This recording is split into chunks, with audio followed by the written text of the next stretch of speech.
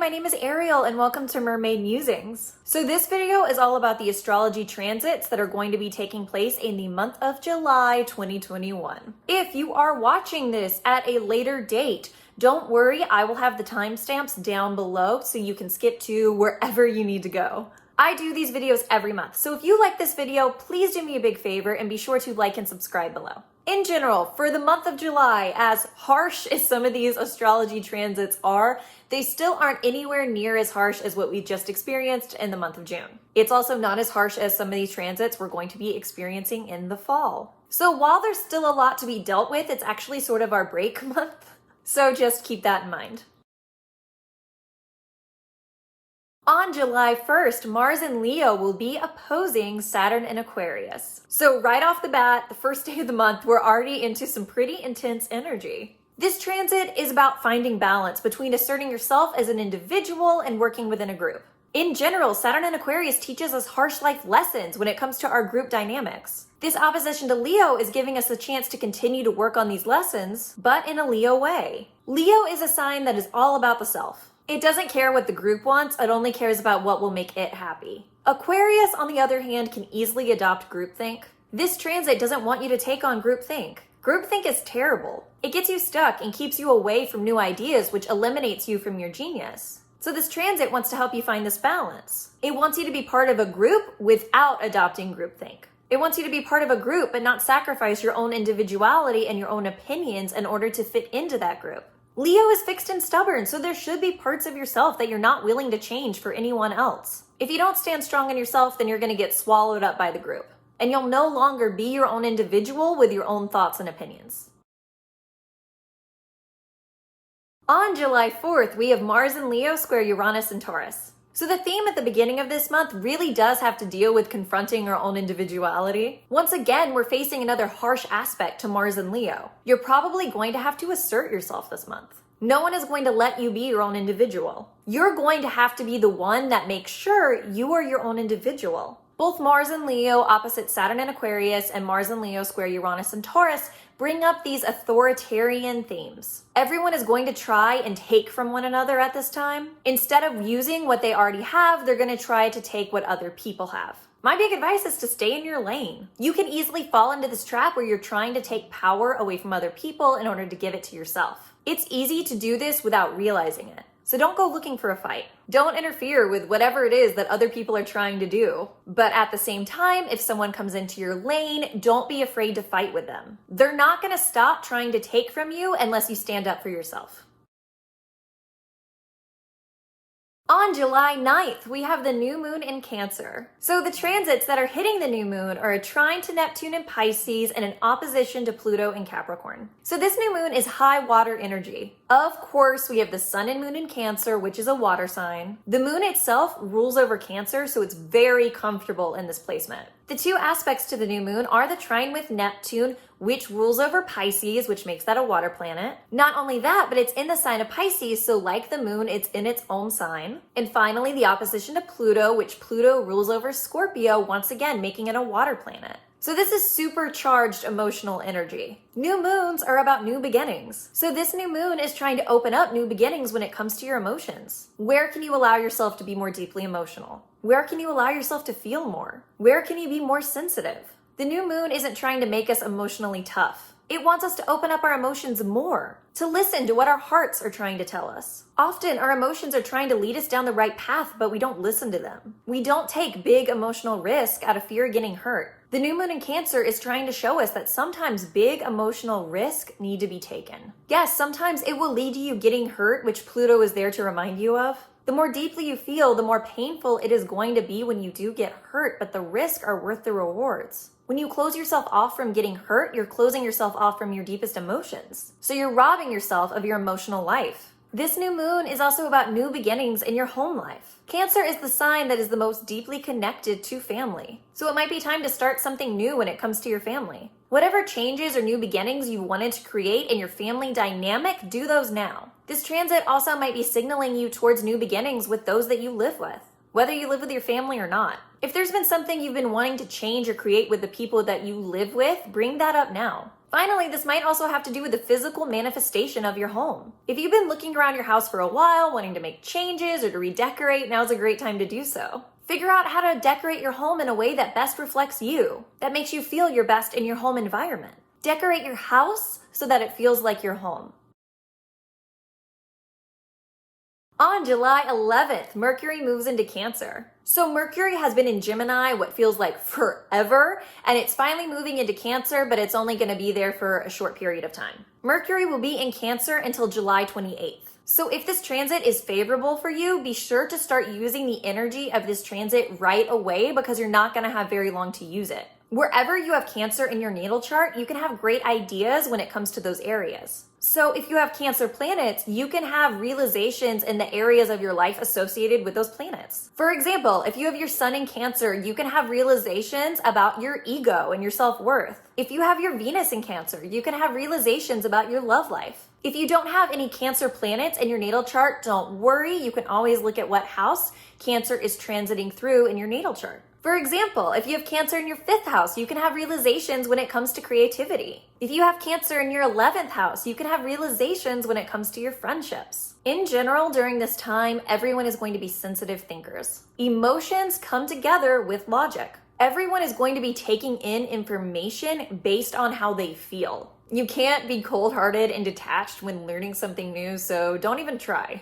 Give into your emotions and really analyze how you feel about things. That's going to be what leads you to the truth. Also, you might find yourself thinking about things that make you emotional. It's really easy to go on a nostalgia trip during this time, which is okay to do. It is healthy to think about the past sometimes, just make sure that you don't live there.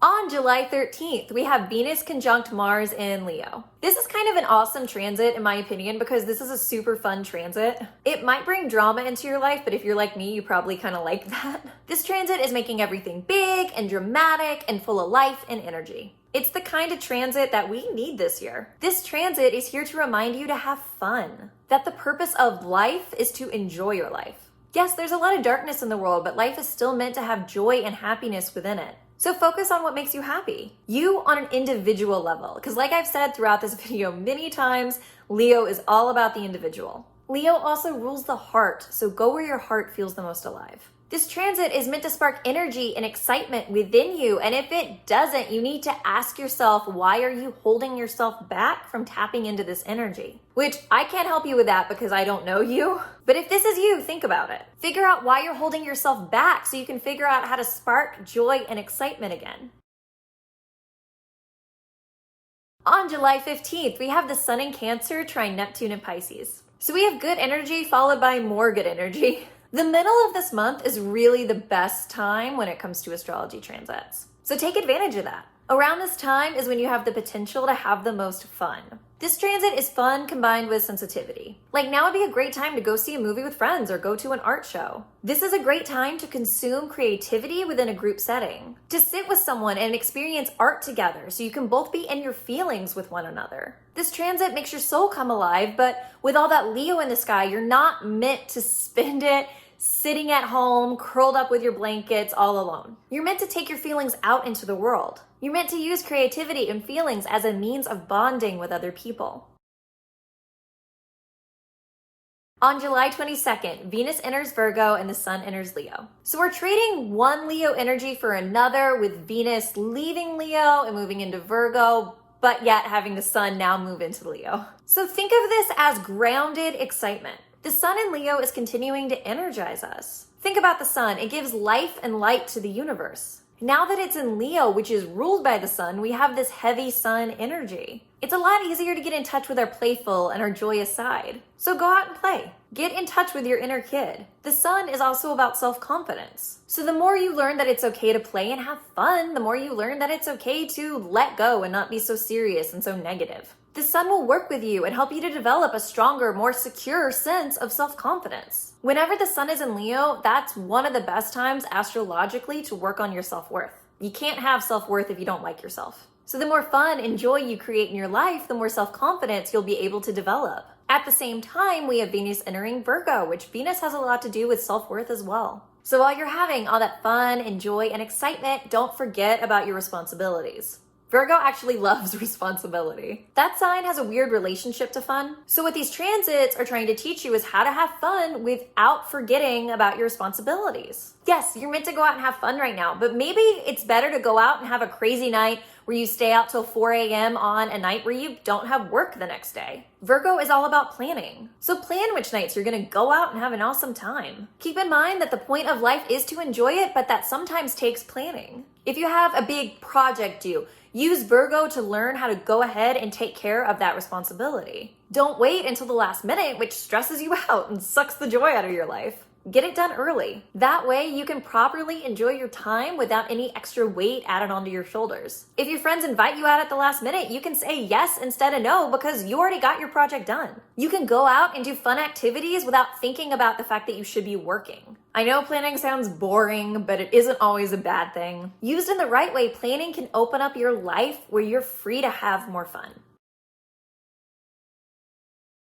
On July 23rd, we have the full moon in Aquarius. So there's a lot of intense energy going on with this full moon. There's a conjunction to Pluto, even though Pluto is technically in Capricorn, they're close enough in degrees together that it's still considered a conjunction. There's also a conjunction to Saturn and an opposition to Mercury. So basically, when I look at this full moon, I see stress and anxiety when it comes to our emotions. Aquarius already isn't comfortable when it comes to emotions. So the full moon itself, without even taking any of these aspects in, is already trying to push Aquarius in a direction that it doesn't want to go. Add that with a conjunction from Saturn, which planet's motto should be conceal, don't feel from Frozen. So we're doubling down on this energy of not trying to feel anything, which the full moon won't allow us to do. Then we have this opposition to Mercury, which controls the mind. The planet of Mercury is already associated with anxiety because it's often our mind that spurs on our anxiety. So turning to our minds in order to avoid our emotions isn't going to help you.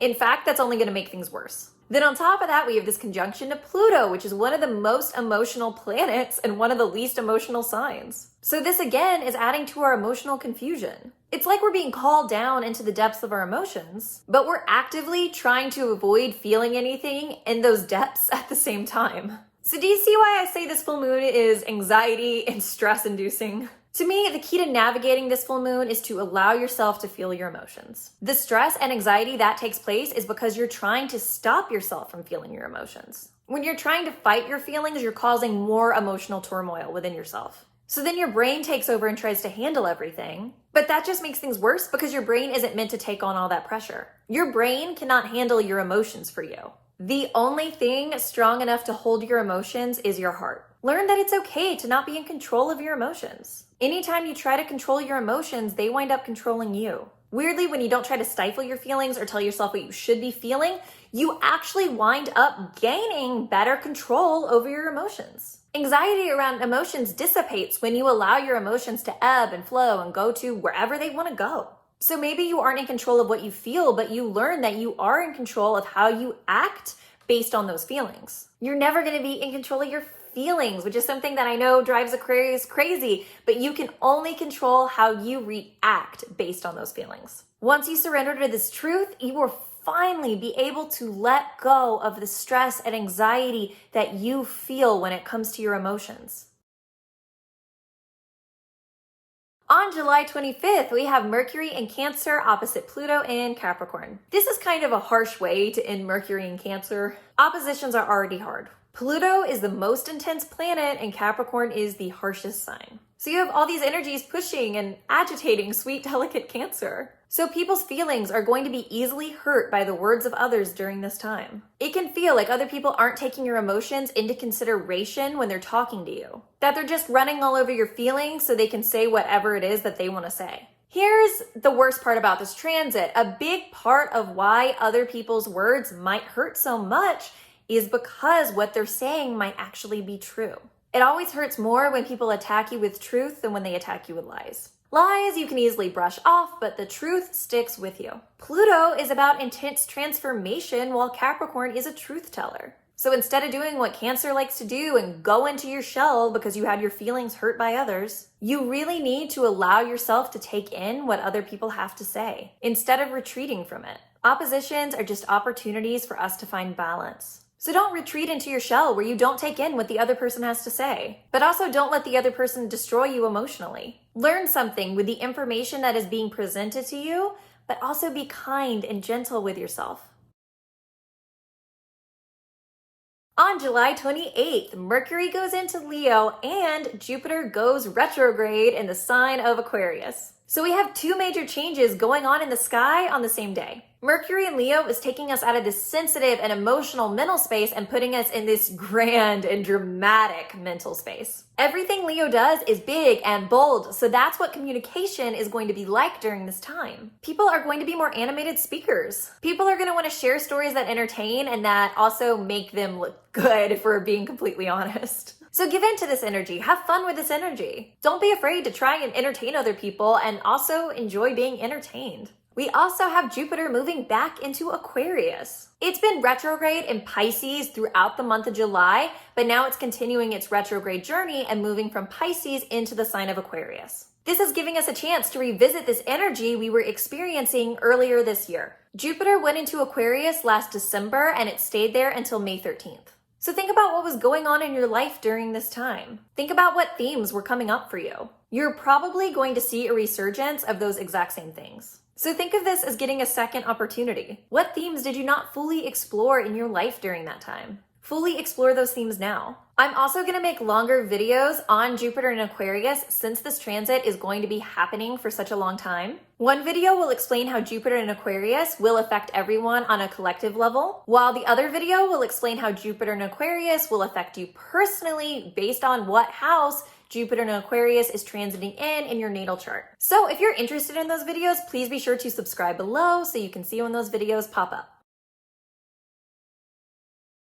And finally, the last major transit of the month. On July 29th, Mars will enter Virgo. Once again, we're trading one Leo energy for another and adding Virgo into the mix. So we just had Mercury move into Leo, but now we have Mars leaving Leo and moving into Virgo. So we still have a good amount of Leo energy that we can tap into while also experiencing the benefits of Virgo. So honestly, we're doubling down kind of on the same energy I mentioned before when I talked about the Sun entering Leo at the same time that Venus entered Virgo. So the same things I mentioned, we're still going to be experiencing that, but now we're going to be experiencing it on an even stronger level. Mercury is how you think, and Mars is how you take action moving forward. So your brain wants to function in this Leo energy of joy and fun, while how you take action and move forward wants to work in this meticulously planned out way. So once again, you have to figure out how to utilize these energies together in order to have the best results. Figure out a way to make planning fun because otherwise you're not going to do it. Then don't overplan to the point where it's not fun anymore. Make planning a fun and exciting experience that you actively enjoy. That's what Mercury in Leo wants to give to you. And you have Mars and Virgo there, making sure you have the drive to want to plan. Mars and Virgo wants to hold you accountable and make sure that you follow through with your plans. That's what's empowering for Mars and Virgo, that follow through and getting tasks accomplished. Yes, it can be fun to plan, but you need to make sure that you follow through with those plans. And Mars and Virgo is there to make sure that you do just that. Thank you so much for watching this video. If you liked this video, once again, please do me a big favor and be sure to like and subscribe below. I also have all my social media accounts linked below as well. On Instagram, I go over a lot of the transits the day that they're happening. So if a lot of this was too far in advance for you and you're like, oh, I'm not going to remember that, you can see what transits are taking place on that day if you follow me on Instagram. Once again, thank you so much for watching this video and I hope you have a wonderful month of July.